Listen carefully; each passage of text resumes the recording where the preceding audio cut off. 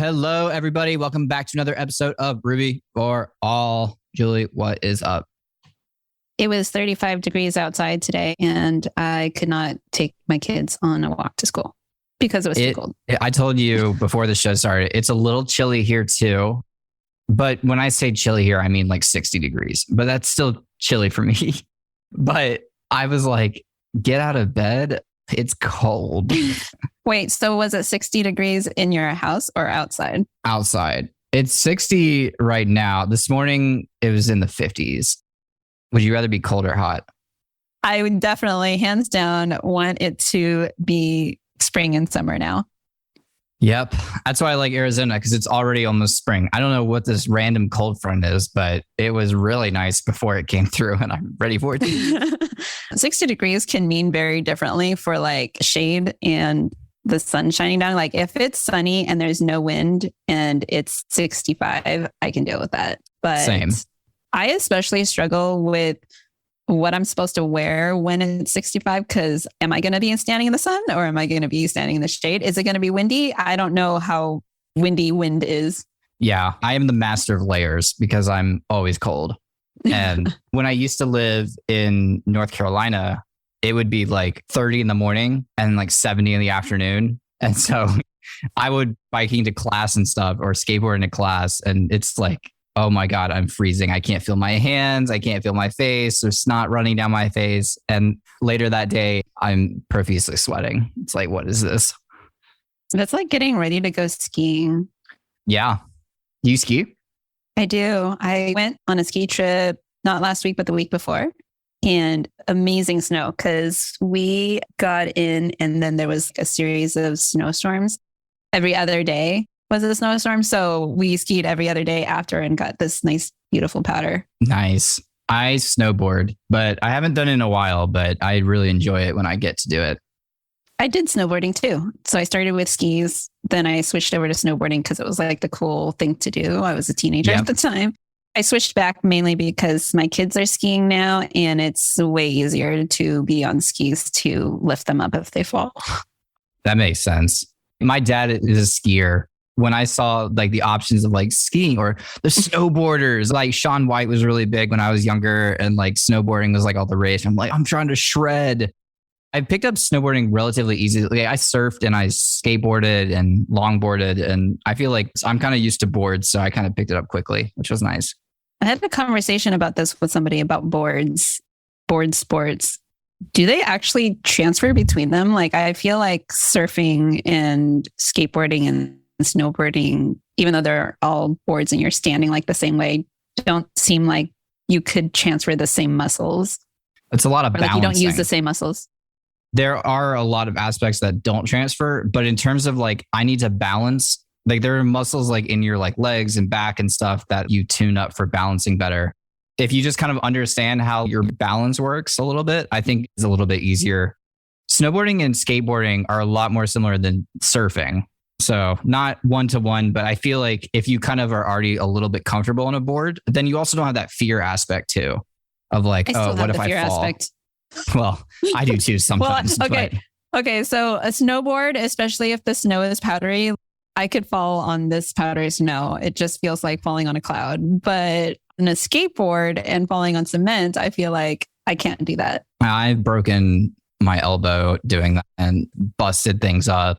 When I moved from North Carolina, I broke my elbow, or like it was a bad fracture, basically, because I was in a cast. So if you're in a cast, I consider it broken, basically. Mm-hmm. And I was about to move to Arizona. My parents had to come down to help me move out because my arm was in a cast. And I drove across the country with one arm. Oh my gosh. Wait, which arm was broken? My left arm. Oh, are you right-handed? So I am right-handed. Okay. I guess that's a little bit better. It wasn't too bad, but I mean, driving across the country in a cast isn't fun. I got to like the corner of Texas and El Paso and I was like, I'm done with the cast. I don't care. Took it off. It wasn't like one of those ones that was wrapped in plaster and stuff. It was like wrapped differently. And so I was able to take it off myself. I don't even remember. Is it like now. Not a hard cast? It was hard, but it was like almost splinted or something. Now I don't really remember. Like, how did I get that off? I don't remember. I just know I got it off. I thought you had to saw it off. The hard plaster casts you do. I've been in plenty of those. It wasn't that, but it was still wrapped though. It was something that I could take off though by myself. I don't remember. Anyway, so we've been hinting at this for a while, but in February, we're going to be doing something fun that was your idea, which I think is going to be a lot of fun, where we're kind of going to go through some of our favorite Ruby methods all month for each episode, kind of focusing on a different type of object type.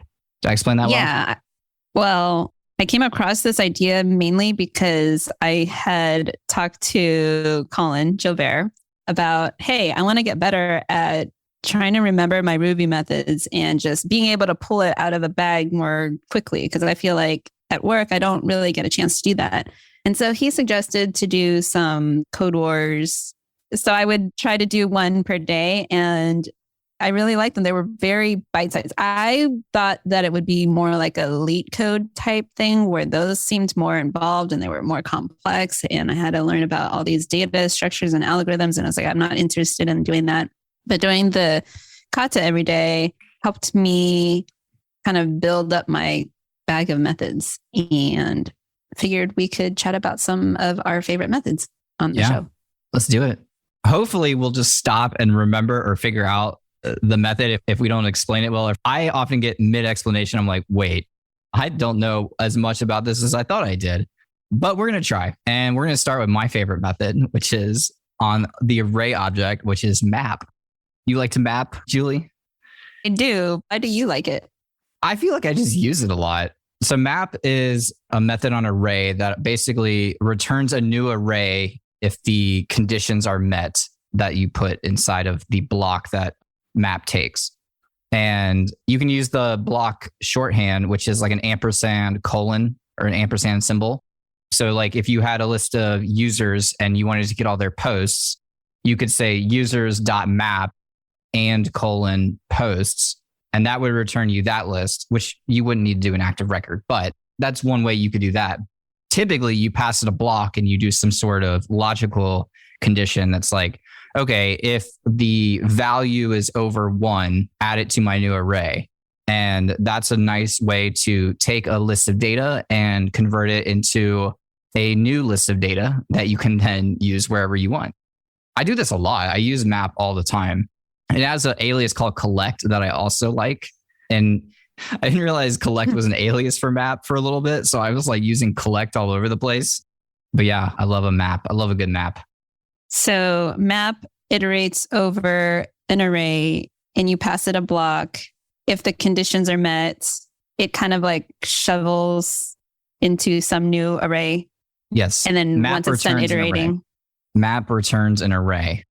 I really like the shorthand ampersand colon thing. Yeah, that can be really nice just to shorten some code.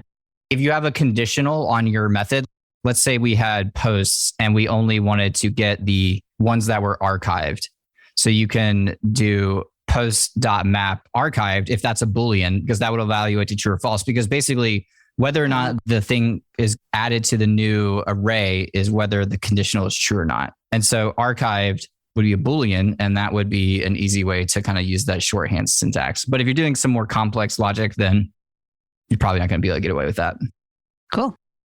Array flatten is another one I really like. So a lot of times, if you're using map, you might return several arrays and then store them in a big array. So now you have an array filled with arrays. And what flatten does is it recursively flattens every array inside of the object you're iterating over and returns just one flat array. And there's actually a method called flat map, which will allow you to map, but it will return everything flattened, which is like kind of shorthand. So a lot of times you'll see people do like .map, then .flatten. Flat map is a way to skip over that. But typically, if you're like wanting to put a list of things in a table or a list or something, you're going to want a completely flat array. And so that's where flatten really kind of comes into handy. Does flatten work on nested arrays? So you might have like an array inside of an array inside of an array, and that'll still flatten it. Or does it just do one layer? It should be recursive. And I think you can actually pass it level, I believe. Oh, cool. So yes, you can pass it a level. So if you don't call a level, it will recursively flatten everything. So what you were saying, like nice. If we have an array inside of an array inside of an array, everything will be flat if you don't specify a level. But if you have an array with inside of an array, and you only pass it level 0 will take the array and flatten it. It doesn't look like it flattens it at all. Like it just returns the same thing. That's what it looks like. And then if you pass it 1, it flattens 1 level deep. And then if you pass it 2, it flattens 2 levels deep. And if you pass it 3, it flattens 3 levels deep. So like on the Ruby docs, like they have a nested array inside an array inside an array. And when you pass it 3, it flattens everything. You pass it 0, it doesn't flatten anything. Hi there, Julie here. I would like to take a moment to thank GoRails for sponsoring this episode. When I was first starting out, I struggled with finding up-to-date content to help me level up. Then I learned about GoRails. Not only does GoRails provide new screencasts weekly, they also have 2 fantastic instructors that break down complex topics into digestible chunks. On top of that, I really appreciate when they explain the whys behind the subject. One of my favorite walkthroughs is creating your first Ruby gem from scratch. What a great way to learn by stripping down to just the basics. If you care about leveling up as a Ruby engineer, you can't go wrong with GoRails. Check it out at gorails.com. Flatten passing in 0 literally just returns the same array, which is very interesting. That is something I noticed that when using methods, I have just pulled up the Ruby docs because I think a lot of these methods, you can pass in blocks and you can pass in parameters. And sometimes you don't know that you can do that until you open up the docs. And then you realize, oh, these are these other cool things that I could do with it. Or sometimes it returns something different that I didn't anticipate that it was returning. Yeah, I had no idea you could pass level to flatten until just now. I'm not sure when I would use that, but I'm sure it's handy in some cases. I don't know. If you're listening and you happen to pass in a parameter to flatten, let us know. We'd like to find out what the use case for this would be. Yeah. So that's flatten and flat map. A lovely combination. Our next method is uniq, UNIQ, which returns a new array, but only the ones that are not duplicated. So if you had like an array of 1, 2, 2, 3, it'll just return 1, 2, 3. Yep. And it retains the first occurrence, which can be important because I've seen places where people are like trying to iterate over authors. Let's say you have authors attached to a post and maybe the author roles are different. And you want to list like everyone who worked on that post. Maybe you have an editor and their author, and maybe the editor was also a co-author. So maybe the co-authored it, only one person edited it, and you want to list all the authors. If you're iterating over authors and you're adding unique on it, you're only going to get the first 2, even though if you're not specifying like, oh, if it's a role, like you kind of want to group by at that point. So I just wanted to call out that it is the first occurrence that gets retained because I've seen people trip up on that before. Oh, I thought it would return this one, but why is it uniquing and returning this one instead? And it has to do with the order in the array. I am going to be honest. I'm having trouble understanding your example. What is the problem again?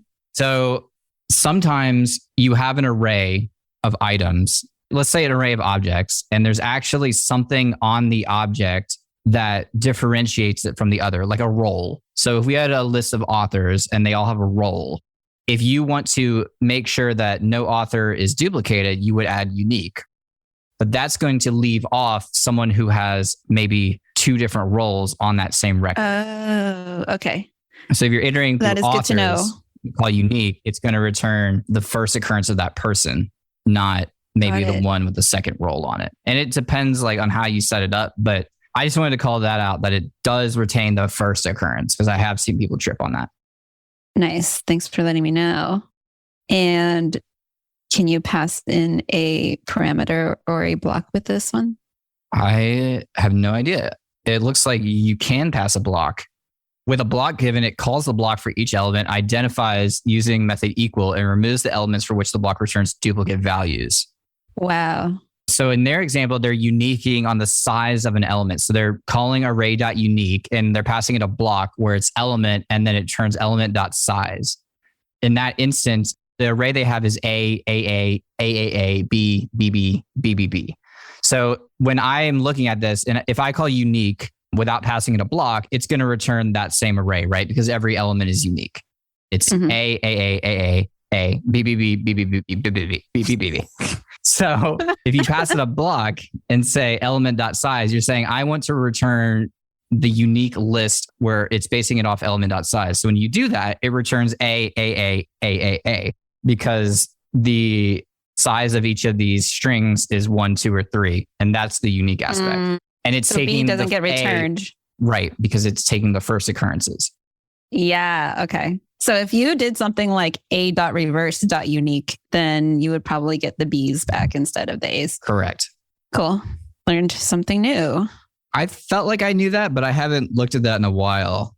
So that's how you would use, going back to my authors on the post example, you would unique on the role, maybe.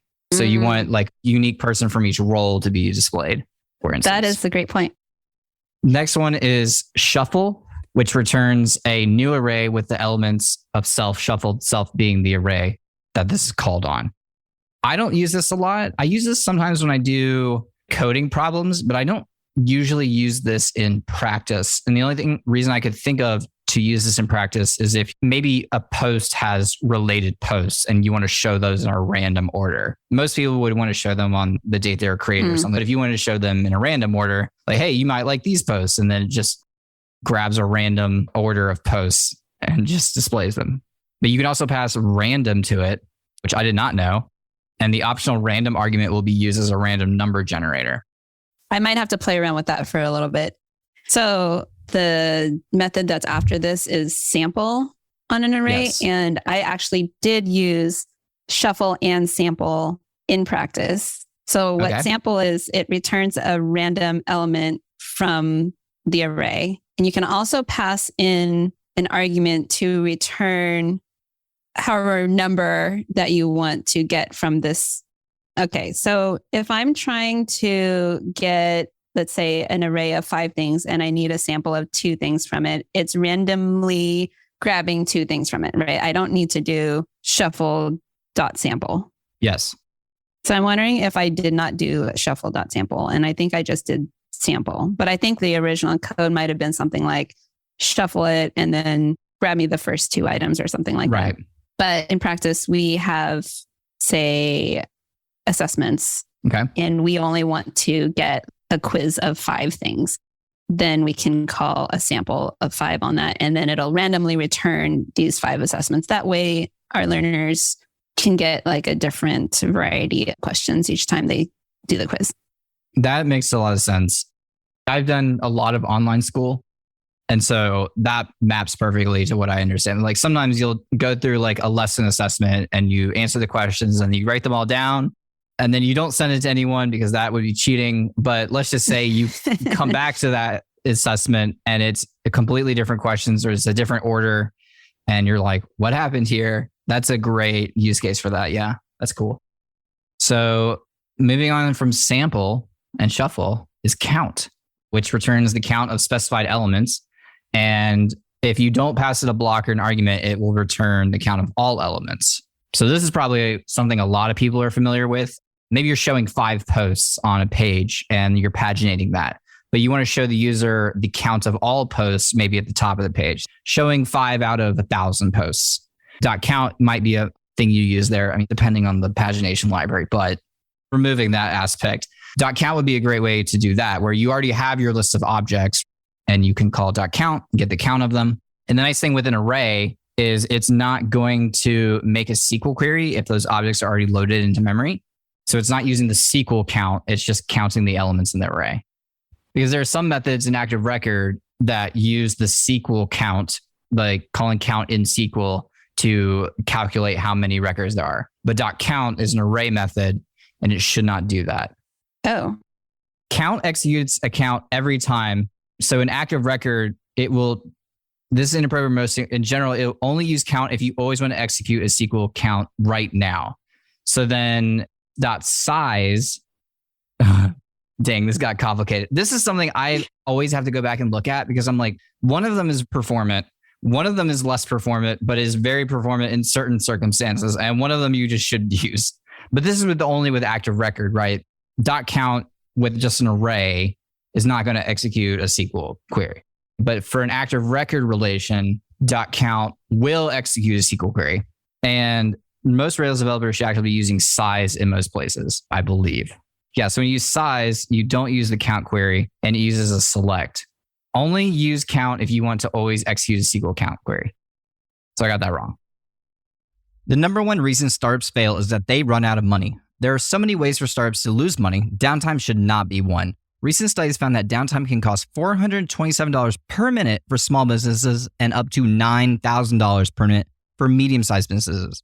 That's every single minute. A monthly subscription with Honeybadger helps you prevent costly downtime by giving you all the monitoring you need in one easy-to-use platform so you can quickly understand what's going on and how to fix it, which helps you stay in business. Get started today in as little as 5 minutes at honeybadger.io with plans starting at free. Yeah, you heard me, free. A big thank you to Honeybadger for sponsoring this episode of Ruby for All. When would you want to use a SQL count query versus not? When none of the records are loaded in memory at all, maybe. I think in general, you kind of don't want to do it if you don't have to for an active record relation. I have relearned this stuff several times and I always forget. There are several great articles out there. I'll put one in the show notes and people can check it out. And .length is not something that you would want to use either? Not with active record. Okay. I think size is the one you want to use. If the relation is loaded, that is the query that the relation describes has been executed and we've already stored the result. So like, let's say you are getting a list of posts in your controller and you're using a where statement. So you're saving that into a post instance variable, let's say, that's loaded into memory. You can now use length and that won't be bad because you've already got the relation loaded. But if you were to use count, it's still going to execute the SQL query. But length, if it's already loaded into memory, length, I don't think will trigger the query. Okay, so I think I learned to just use size and not worry about whether it's loaded or not and trying to use length in those situations. Yes. So I guess if they're not loaded, I think size might still trigger a SQL query, but it's not going to run one as performance heavy as using length or count, I think. But you can also use .load. So if you had like unread posts count, for instance, at the top of your page, you could do messages.load.size, and then that will be more performant than the others. Oh, cool. We'll put an article of this in the show notes. I'm basically reading like something from Nate Berkopec. So we'll put a link to that in the show notes. Awesome. Thank you, Nate. Yes. So our next method is min-max. And I like this just because I was using it on a problem. I don't know a use case for this, but what it does is it returns a 2-element array containing the minimum and the maximum value. I got a use case for you. Let's say you have a dashboard. It's like a trading dashboard for some financial crap that I don't understand. And you want to show the trade that made you the least money or that you lost the most money on, and you want to show the trade that has the best result. That could be a great use case for that. That's a good one.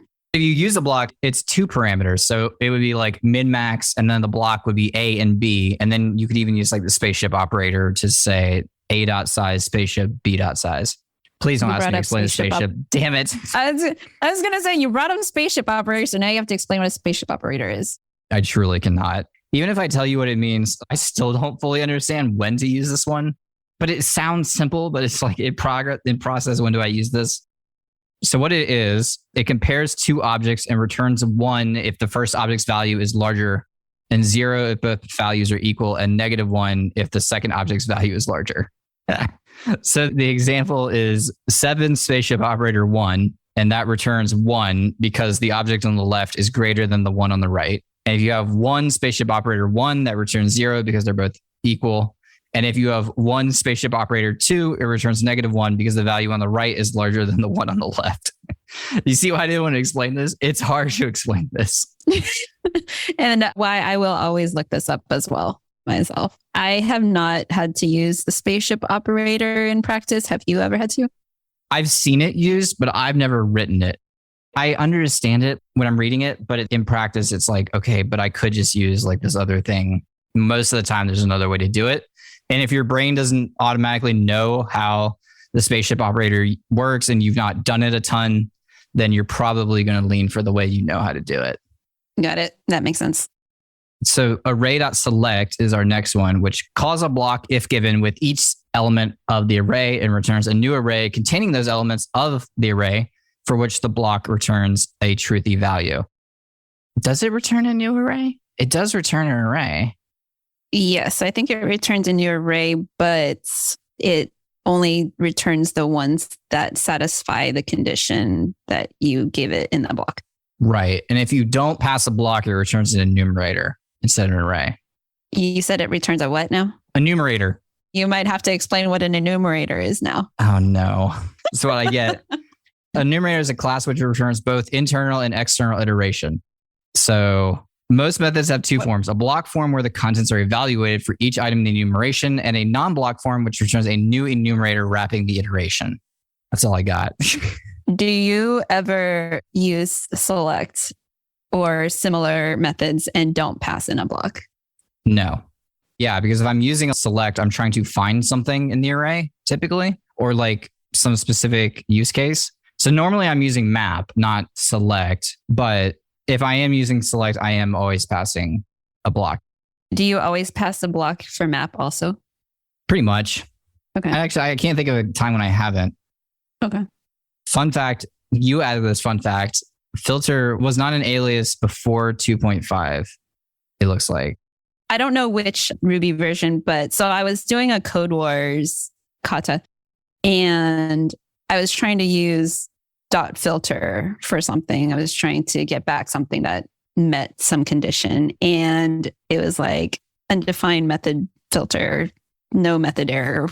And I noticed that I was on version 2.5. So in the kata, you can actually change the Ruby version to some of the problems to 3.0 if they have it. But this particular one did not have it. So then I went into my IRB and I was playing around with it. And I realized that filter was not an alias until sometime between 2.5 and 3.0. Gotcha. I also remembered the difference between a select and map. Select returns a new array filtered by the condition in the block. A map returns a new array built from the output of the block. So like a map, you could pass in X as the block argument and do X plus 1. And then your new array would be every value in your original array plus 1. But select is just going to do like a logical comparison and say like, I'd return everything where X is greater than 2. So it's not like changing the data in place. For map, you will get back the same size array. But for select, you could get the same size array only if all of the conditions were true. Yeah. It's like for the map method, the array is going through a transformation and it's all like the same, but all the values could be different. And then for select, some of them didn't make the cut. Right. Yeah. So you would use map if you wanted to change things inside of the array, and select if you just want to conditionally choose some of the elements in the array. Cool. I thought it was kind of cool. We won't talk about these other methods, but these aliases, for example, maps alias is collect and filter select. We also have inject, reject, detect. Yep. Sounding Inspect. ones, which was, and inspect. We're at the end of our array list for now. And I think next But there is one that you missed that I kind of want to bring up. It was you missed any, and I kind of like that one because you can do any, all, none.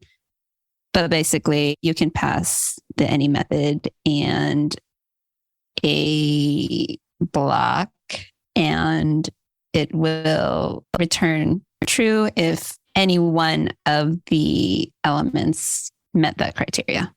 You can also use any to figure out if there are any nil elements in the array. So like if you had an array of nil and false, and a lot of times you'll use this where you're like, okay, I don't want to render this list if something is nil inside of it. Where if you wanted to ignore the fact that there's nil inside of it, you would use compact, which is a method we didn't talk about, which basically just removes anything that's nil inside of the array and returns that array without those nil items. So you would do like, if it was nil and false dot any, that's going to return false. But if it's nil, 0 and false dot any, that's going to return true. And if it's an empty array and you call dot any, it returns false. So nil and false will cause it to be false. But if there's at least one true element, one true element inside of the array, it will return true. Versus all, which you talked about, which will return false if any element inside the array is nil or false. And you also pass it a block, like you said. So like if you had 012.any, you pass it a block where element is greater than 1, it would return true. Because for that example, where I have 012, is there an element greater than 1 in there? Yes, there is. So it evaluates it true.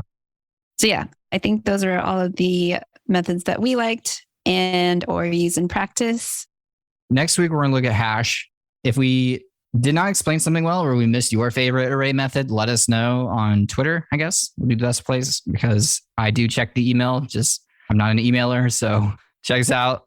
Let us know. I would be definitely interested in that, especially for the things where we're like, I don't know when I would use this. If you have a good example use case of what that is, let us know and we'll share that. Yep. Much appreciated if you do. Yeah. But I think that's it for this week. Julie, I will catch you next week on the flip side. All right. See you next week. Bye, everyone. Thanks for listening.